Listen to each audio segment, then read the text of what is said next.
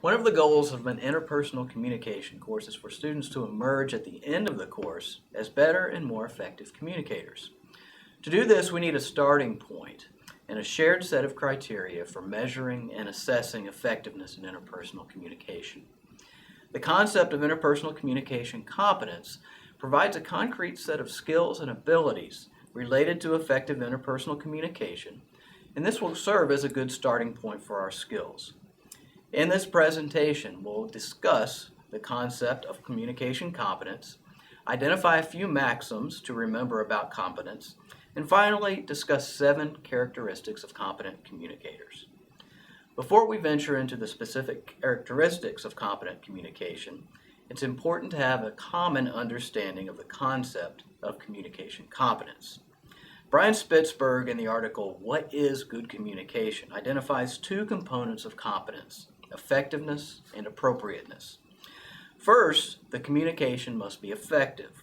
We have specific goals or tasks that we want to accomplish through our communication.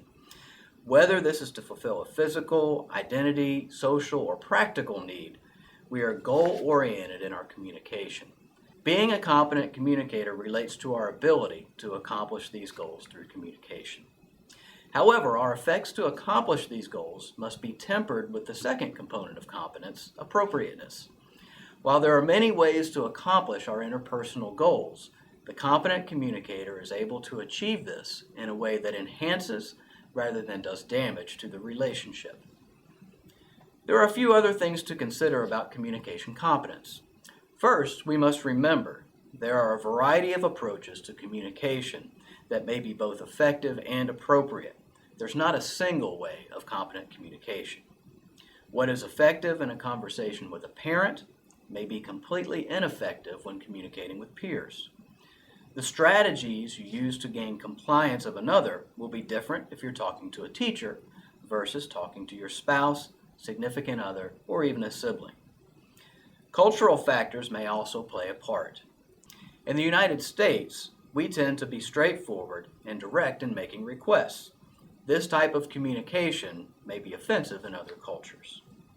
Second, our perceptions of our competence may vary based on the situation. Someone may be keenly effective at communicating in a business negotiation, but ineffective in communicating about personal feelings in a relationship. Finally, remember that competence is a set of skills that can be learned and improved upon. While there may be some links to biological factors that influence our personalities and subsequently our communication skills, everyone can learn and improve on these skills. Now that we've defined the concept of communication competence and can understand that competence is not a singular skill, let's explore the 7 characteristics of competent interpersonal communicators. First, competent communicators possess a large number of communication skills. Skills for communicating include obvious skills like speaking and listening effectively, but we also need to be aware of interpreting nonverbal behaviors, understand how culture influences communication, and even how our own perceptions or sense of identity influences our communication styles. Second, competent communicators are adaptable, meaning in addition to having a large set of skills, we can select the skills that will give us the best chances of being both effective and appropriate in our communication. Third, competent communicators can perform skillfully. Just like with any ability, communication takes practice.